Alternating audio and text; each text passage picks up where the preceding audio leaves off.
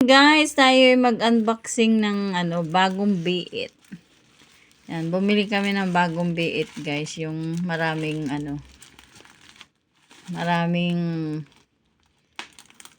noise effects. Yan.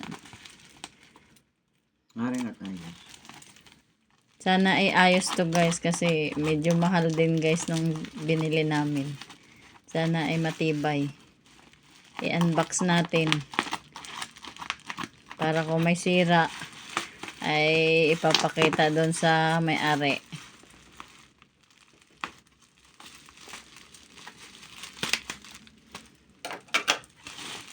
Ang galing ng pagkabalot, ah.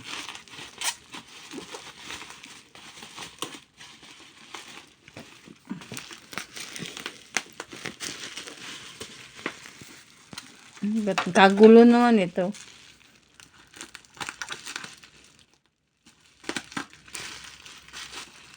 Yan pala, dapat. Hindi agad na paliwanag.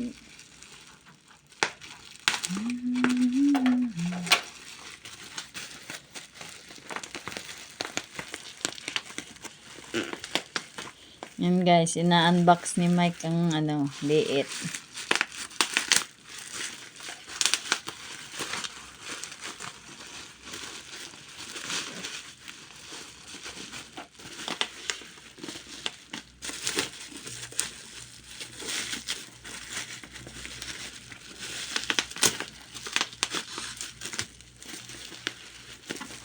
Pinag-ipunan namin to, guys.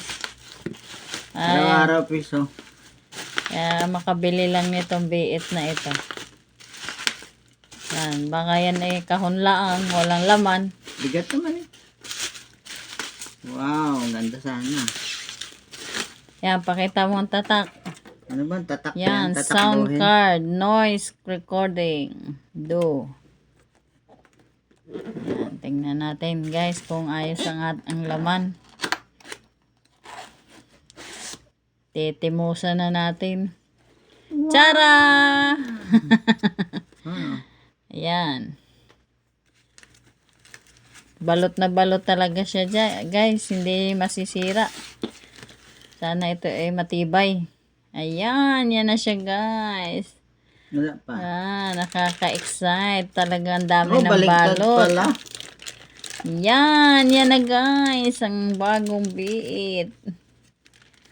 Wow, ang ganda. Sana ayos, nagana. Ita-try pa namin to, guys. Kulay puti. Puti. Kulay puti.